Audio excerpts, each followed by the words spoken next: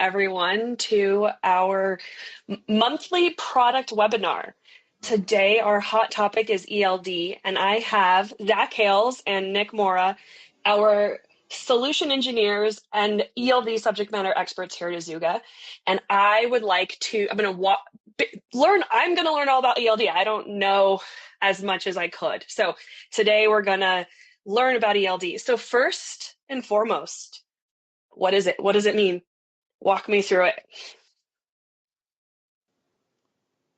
You want to take this one, Zach? Yeah. Yeah. So why ELD? What is ELD? Electronic logging device. That's what ELD stands for. Mm-hmm. ELD is important because we have a lot of heavy trucks on the road, and we need to make sure that we actually keep them as well as all other motorists safe at the time. One of the biggest dangers when it comes to these motorists is fatigue drivers. And so ELD, as it stands, it's there to monitor how much the drivers can operate their vehicles and make sure that we don't have those fatigue drivers on the road that could cause potential accidents. And so the ELDs, it just logs how much time they are operating every day. They have a specific number of regulations that they can, or a specific number of hours within the regulations that they can actually drive. Mm-hmm. And so this keeps track of that, alerts drivers as well as back-end, management supervisors, dispatchers when they're exceeding or getting close to those limits so they can adjust their dispatch accordingly. I think it's important also distinction that, as far as the ELD goes, the rules haven't necessarily changed as far as the amount of time and drivers can drive and stay on the road. And the rest rules, the only difference is now they're using the apps and doing it automatically is a change in the requirement for ELD. Okay. Yeah, I mean, ELD, it's all based off of hours of service. Hours of service have been around since the early 2000s, if not earlier than that. And with that said, this, like Nick said, it just changes the way that it's recorded. It's just done electronically now. Since 2017, there's a new regulation in place, and this just helps to keep everything accurate. In the old days, there used to be, folks keeping paper logs. They keep 2 log books to try to run as long as possible, exceed the limits. Mm-hmm. Now it's much more difficult. You can't really do that. And so this is just, again, to make sure that everything is safe. Okay. So can you explain to me what Azuga specifically is doing differently? What is the Azuga ELD? Can you walk me through how that in particular? No. As far as it goes, I mean, the great part about ELD, the rules are honestly very strict in the way that we're allowed to implement our system, but we were allowed to do that. So a lot of it's mostly aesthetic differences. When we talk about it that way, we're doing the same things that other ELD apps are doing in a way. But that's kind of the comfort in it and knowing that, there's not a lot that we can change as far as the way things go. Aside from that, one thing we really work to do is to provide an easy to use, straightforward, app, especially for the driver experience. And then also making sure it's on the back end too, simple, compliant, and that's the main focus of the app that we work with. Okay.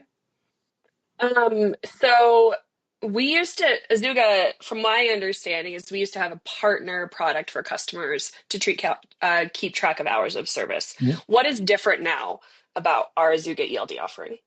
Yeah. So, in 2017, those have been with us that long. I remember we worked with a couple different companies. One of them was a partner called ISE. Then later we transitioned to another partner, named Vistrex. We worked with them for about 7 years. And then, a couple of years ago, we were given the opportunity to actually acquire the IP for what used to be Vistrex. So we, were able to do that. It's been obviously rebranded as Azuga ELD for one, but at the same time, our team has taken a lot of work to ensure not only was everything working even better than it did before, but also to ensure that everything was state compliant. Since then, we've also acquired our Canadian compliance for both iOS and Android, and we've also been able to expand our ability to use even some different devices in some of the cases. Okay. Yeah, I would say as well, since our acquisition, we now have a lot more freedom, a lot more liberty to make specific aesthetical changes, as well as any changes to how it operates, any specific customizations, anything that we feel would suit our customers better. And again, as Nick said, it's not making changes to any of the regulatory requirements, but it's specific to how it operates. Any suggestions? If we get feedback from customers, we have much greater capacity to actually make those changes, take that into account, and see how we Got can it. improve it from a customer perspective.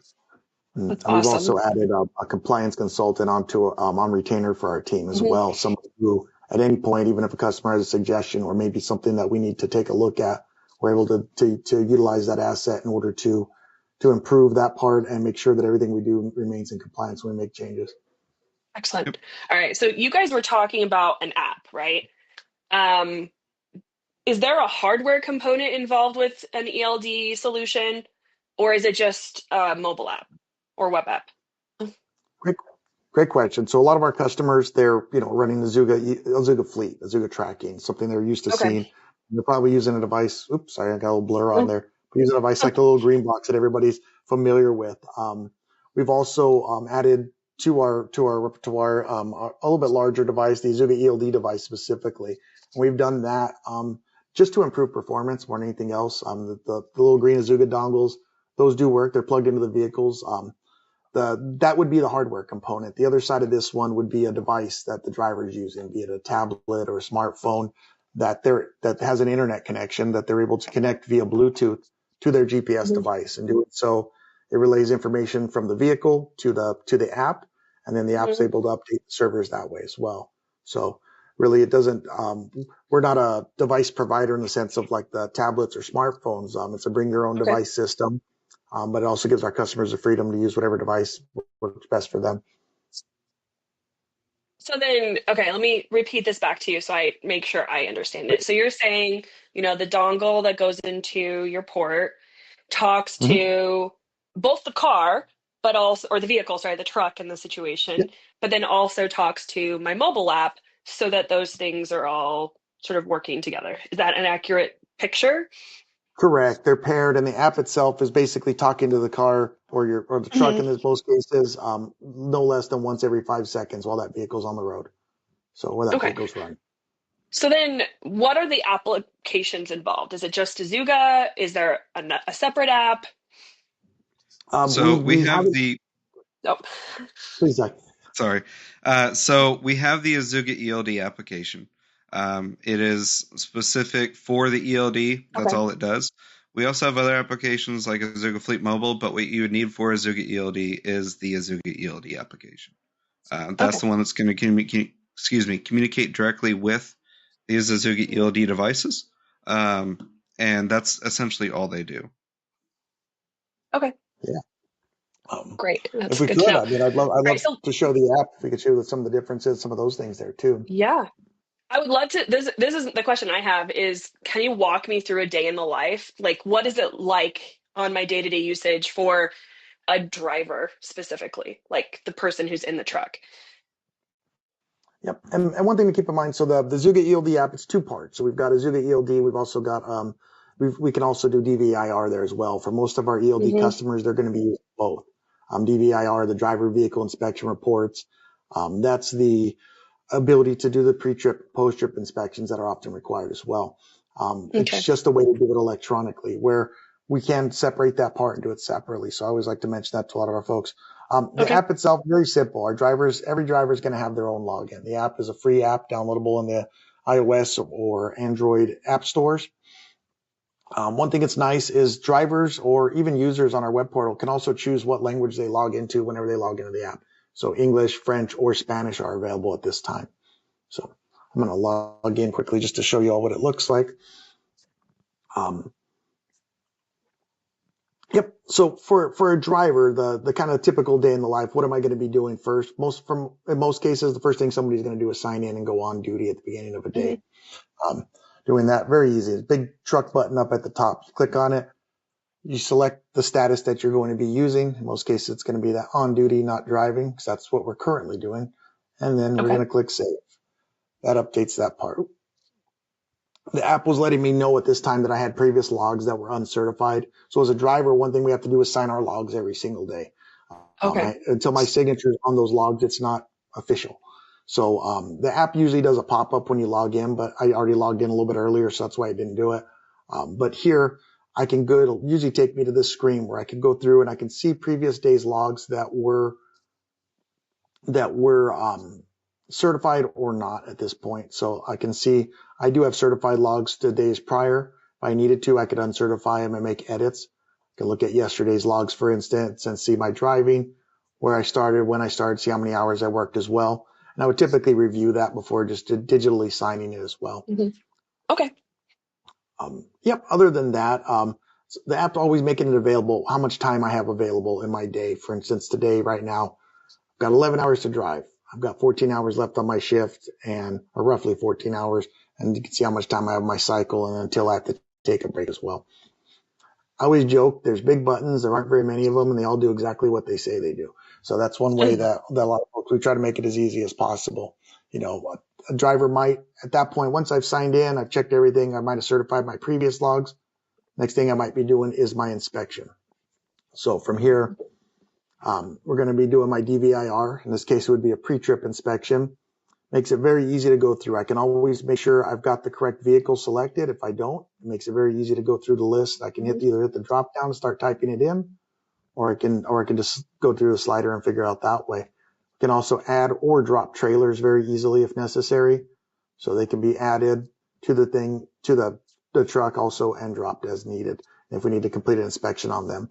Another thing that's cool is that it allows for inspection forms to be created by my administrators in a way that they can create custom forms for any type of vehicle, as many as they need to. Like in this case, the one that I use for demonstration, it actually only has a few items on it to make it very easy to show. When I go to inspect my vehicle, every item has to have a mark in it, but it does allow me to take photos of defects on my vehicle. It also allows me to leave comments at any stage as well. So I'm just going to mark everything good for today so we can move on quickly. And then of course I do have to select the condition of my equipment. There's some basic information, things that would be a little bit different if I was actually connected with my vehicle. I'm at my desk obviously right now, but at the same time we can see that part. Select the satisfactory condition of my vehicle. Got my signature available. When I click the summary, it just shows me everything I did and gives me an opportunity to certify that DVIR. As soon as I do that certify, that becomes available to someone like Zach on the back end. So now he can see that I did that inspection. If there was an item marked defective, he'd also be able to see, possibly through alert, that was going on as well. So, but yeah, other than that, at this point, I'm basically ready to drive. If I'm paired with my truck, I start driving, and as soon as I cross 5 miles an hour, it should automatically move me up to that driving line on my logs. And then, yeah, for the transition should be automatic as far as that part from there. As I stop, the app waits 5 minutes. If I don't do anything, it will prompt me to switch to on duty again, driving. If I do nothing after 6 minutes, it does it automatically as well. Other than that, Okay. the only other part a lot of folks really ask about is what happens when my drivers get pulled over. And that's where our roadside inspection mode comes in. When I click on this button, as soon as I do, it automatically launches into a different mode where an officer can either inspect my logs on the device, be able to go through, they can see today and the previous 7 days as needed. And they're able to transfer the logs themselves. Other than that, to do anything else in the app, it requires my password to go back and actually do anything. So I always say this is a point where you can feel comfortable handing an app to an officer. Oh, but that makes sense. So basically, I log in at the beginning of my shift, double check my previous logs, make sure those are all set, inspect my vehicle, and then I can start driving. yeah, I guess It one seems part pretty we would simple. say there is making sure you're paired with your vehicle. That's the other side of it. Oh, So yeah, good point. yeah. I get perfect. Okay, awesome. So you mentioned that the administrator can create forms. Now, from what I understand, Zach, you actually used to be an administrator for a end user of this product. So why don't you walk me through the other side of it? What's the day in the life of the administrator for somebody using administrating things like these forms for ELD? Yeah, of course. Yeah, I was a DOT compliance administrator for one of the customers of Azuga for about 5.5 years. Worked with drivers as well as worked with these devices hand in hand every single day. And so really getting to do this, I mean, this is kind of second nature to me now. When you're in here, when you first log into Azuga ELD, the website is eld.azuga.com. And when you're looking at this, the first thing you see when you log in is going to be basically a driver dashboard. This is going to be paramount and really useful for anyone that is dispatching or getting ready to send out drivers. From here, you get really a timeline of how your drivers are operating. There you can see right here, Nick, he was just on his app, and we can see he's on duty right now. So I can see what his current status is, including what you see right here, which is red or green. That actually shows that connection between his phone and this Azuga ELD device. And so if that's not made, if that's not green, then when he starts moving, it's not going to automatically switch him to driving. So again, just at a glance, I get a lot of really good information without having to do a lot of digging.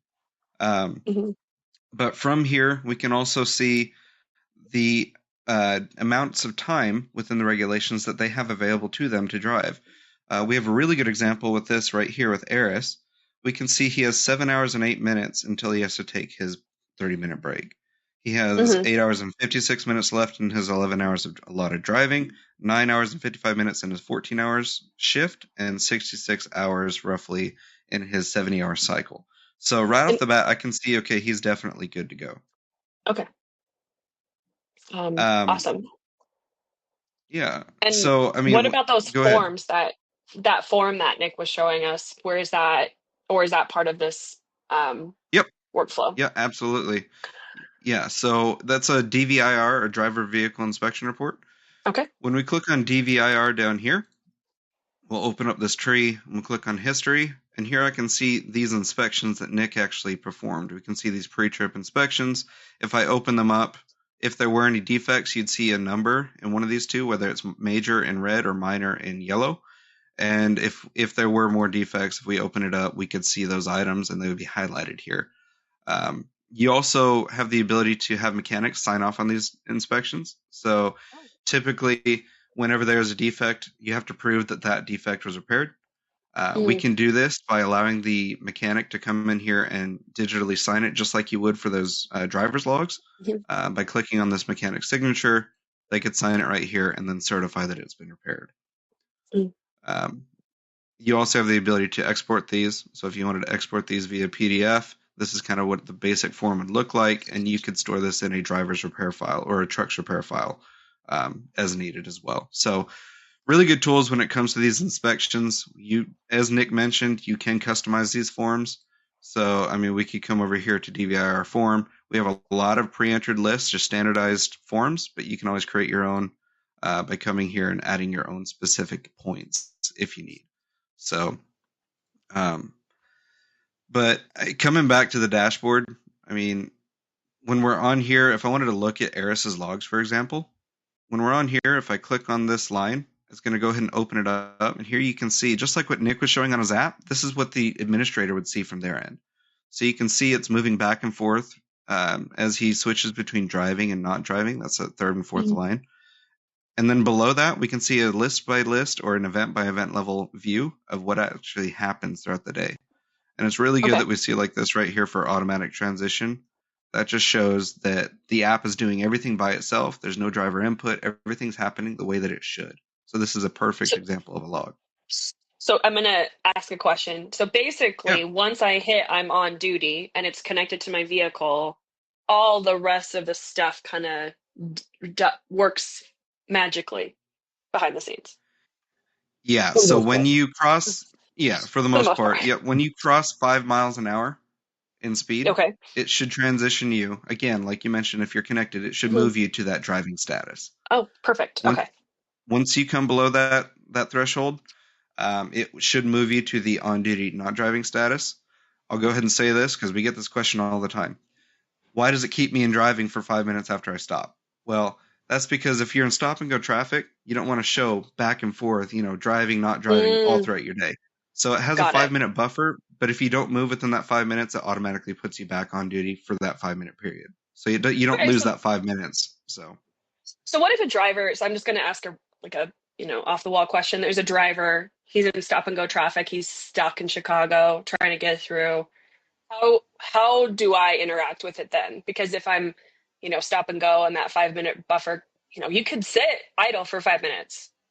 What's the procedure then? Did they do it manually or? So it can operate both ways.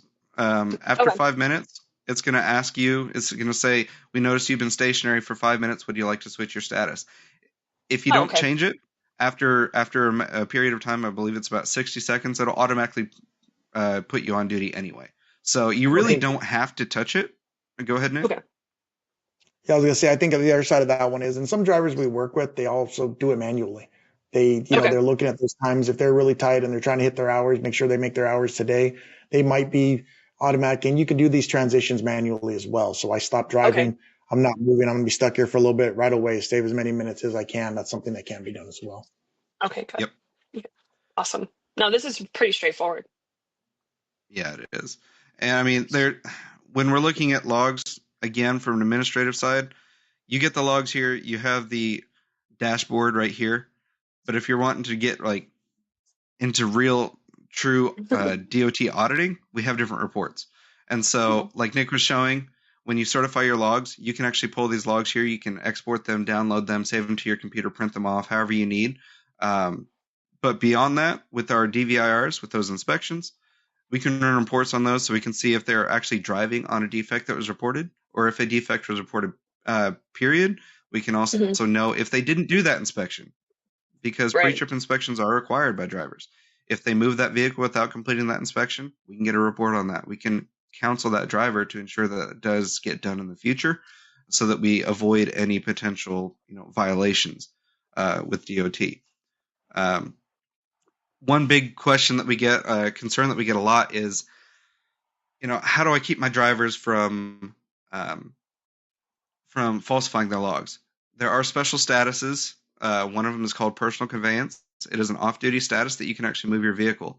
I encounter this all the time, where when I was managing an account, Hmm. my drivers would, they had access to it because personal conveyance can be used legally for certain things, like jockeying from a hotel to a restaurant for food if they have to stay at a hotel Right. or what have you.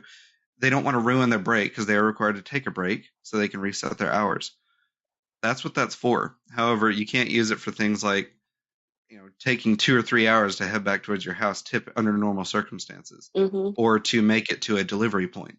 And so you can utilize, we have the special moves report, which allows you to see any instances where those special moves are recorded. And one thing that we do as well is we require drivers to signify why they're selecting that status Mm. every time they select it. And so they Right. put a written text notation, if you will, Hmm. to signify why that is. So there's no question. Got it. Well, that So makes sense. yeah, the last thing that I really wanted to touch on is, and Nick touched on it a little bit within the app, but drivers do have the ability to edit logs. Hmm. Um, and this is really common. Drivers will forget to change their status. They'll forget to go off duty at the end of their shift. Shows them on duty all night long. They come back the next day to start their shift, and they have no time to drive. Hmm. In the old age, especially in like AOBRD, those drivers would call me when I was managing those drivers at Hmm. 4 in the morning, having me repair their logs. Got it. Now, with ELD, drivers have the ability to edit non-driving events.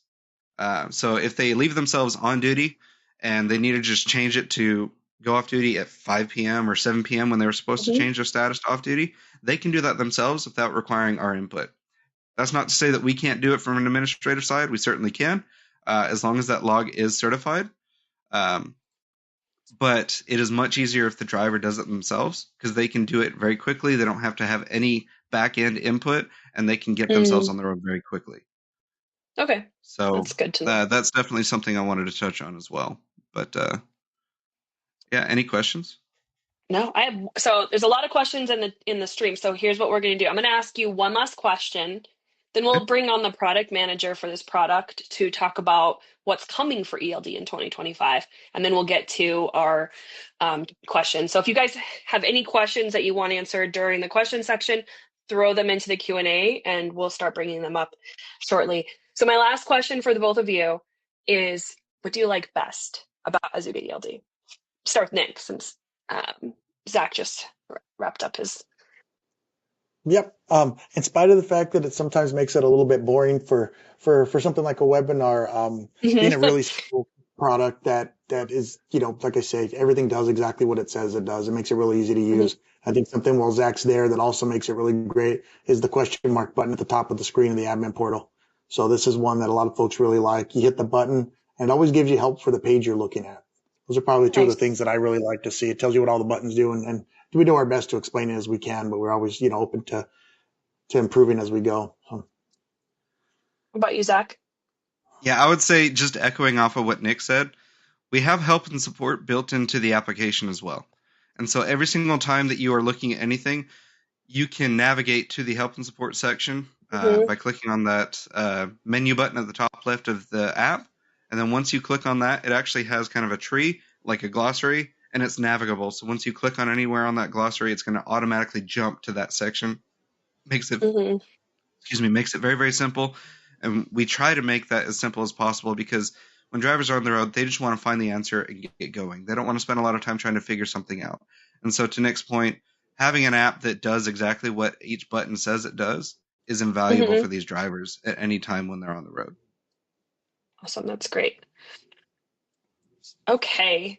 Well, thank you guys so much. It looks pretty simple to use. I'm going to keep you guys on the stream, but I am going to bring on Toby Pluak, who is our product manager for the ELD product. So, Toby, talk to Hey, us Megan. about the improvements coming for Azuga ELD in 2025. What's next? Yeah, well, we've done an awful lot with Azuga ELD already, and there's much more planned for the coming year, of Hmm. course. So, as always, job one is compliance. We're Hmm. compliant with all of the FMCSA rules in the US, and we continue to monitor those. The rules don't change very often, but when we do, part of our job is to make sure that we're paying attention to that so that our fleets don't have to. We're Right. also compliant in Mexico, and the Azuga ELD device is certified for use with Azuga ELD in Canada, which is really important if, even if you don't operate exclusively in Canada, if you have a route that ever goes up into Canada, you need to have a compliant ELD in Canada. Hmm. Another thing we've been working on is supporting all of the different integrations that ELD fleets and long haul fleets need. We already integrate with Trucker Cloud and Terminal, which are both Hmm. integration platforms for trucking and telematics that make it easy to Hmm. integrate with dozens of other types of systems from uh, transportation management systems, logistics product, etc. We also integrate with highway.com, which is a carrier identification solution. And in 2025, we're getting ready to start on integrating our first way station bypass solution. And if there are any other integrations that our customers would like to see Azuga ELD integrate with, please let us know. We have a full suite of APIs. And as I said, we're looking to get lots of integrations available to our customers. One of our biggest goals for 2025 is to make Azuga ELD as seamlessly integrated with Azuga Fleet as we can get it to be. We already have single sign-on for admin users between Fleet and Azuga ELD, Hmm. but in 2025, we're going to take that further and completely integrate the Azuga ELD admin experience in Azuga Fleet. So you'll be Ooh. able to manage your fleet, your driver safety, and your compliance all from within Azuga Oh, Fleet. that's exciting. Yeah, we're really looking forward to delivering that. On the mobile side, ELD is still a separate app, but we're also working to make that experience as seamless as possible for drivers. We Hmm. already have a little ELD shortcut in the Azuga Fleet app that will either open the Azuga ELD app for you, or it will take the driver to the App Store to download that app. And next in 2025, we're going to be adding single sign-on for those drivers, which is going to make it really easy for them to use both of those apps with the same logins and make that a much more seamless experience for them. The last thing I want to mention, as you saw, there's a full suite of reports in Azuga ELD.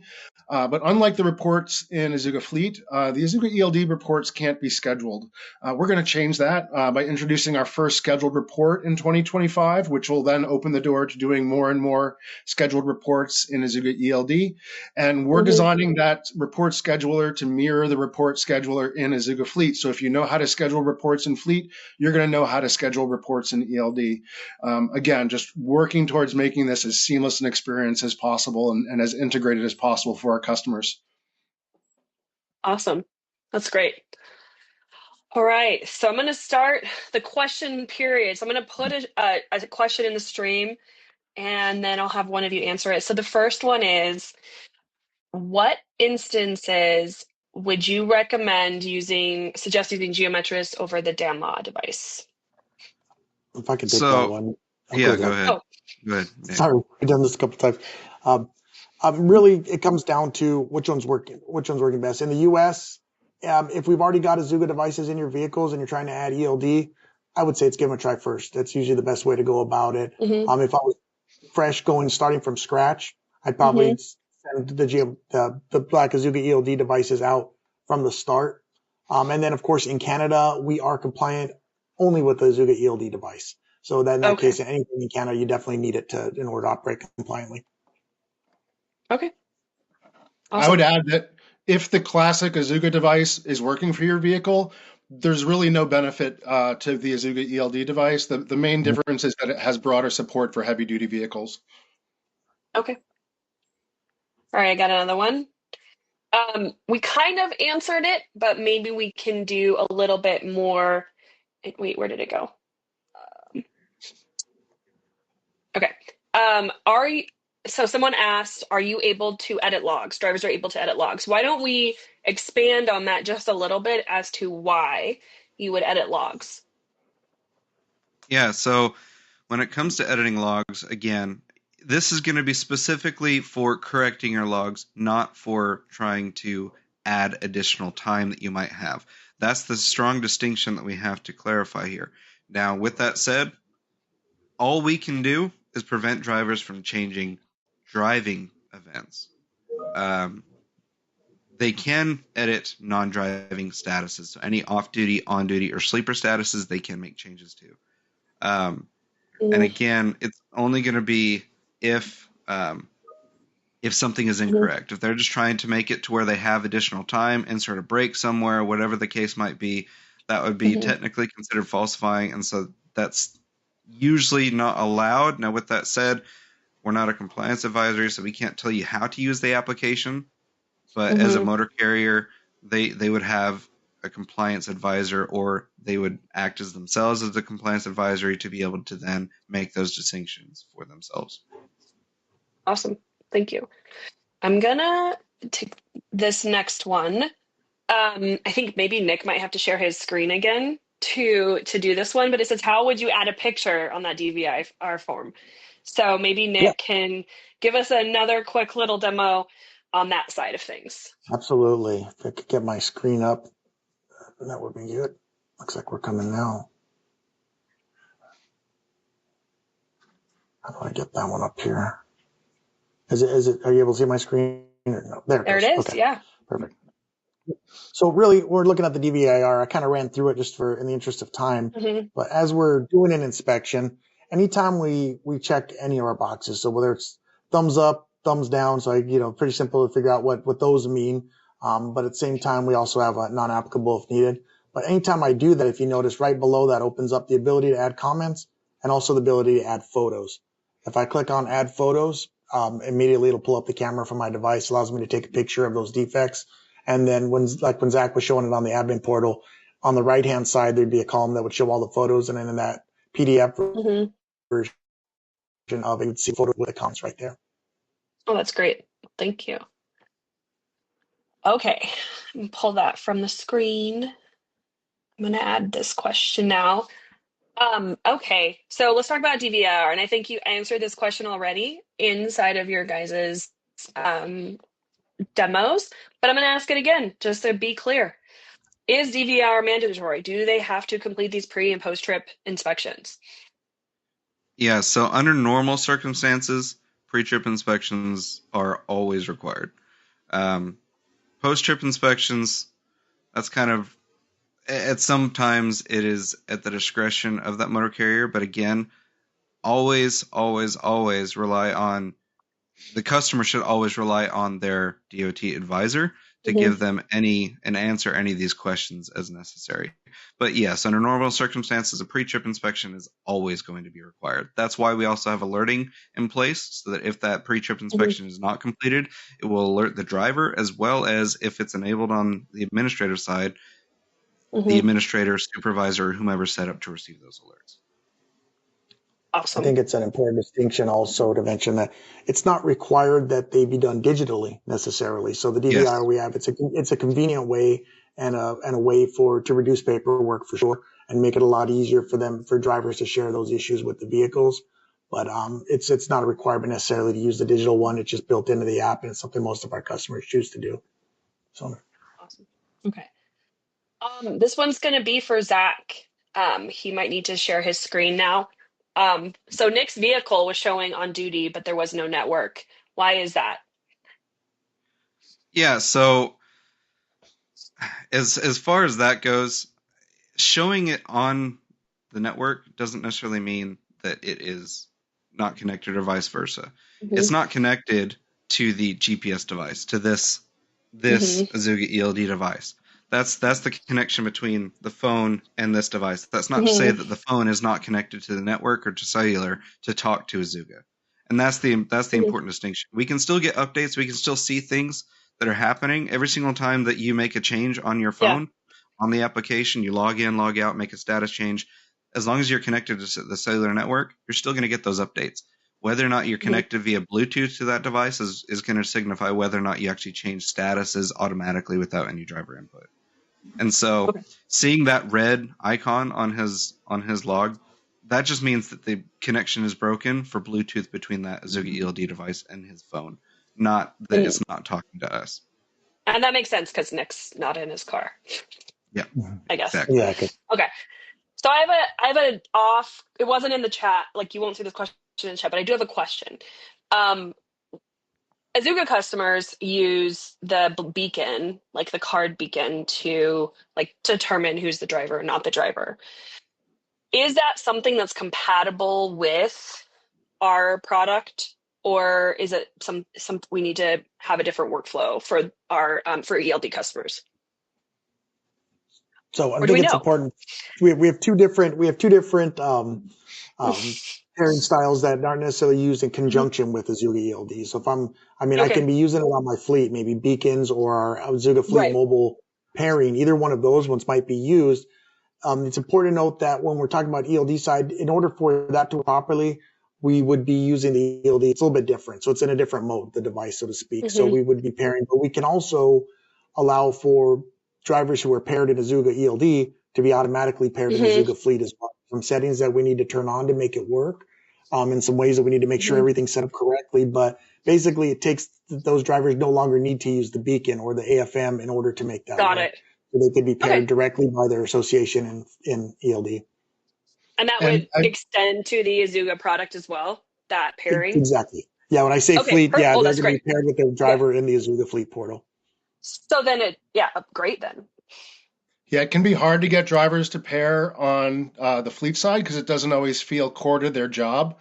But if it's an ELD driver, it's a compliance requirement that they're all aware of, that they need to use that app and indicate what vehicle they're in. So we get better pairing consistency on the ELD side, which is why we're now syncing that pairing status over to fleet to make sure they always match. So, right. Oh, that's awesome. That's great. Thanks.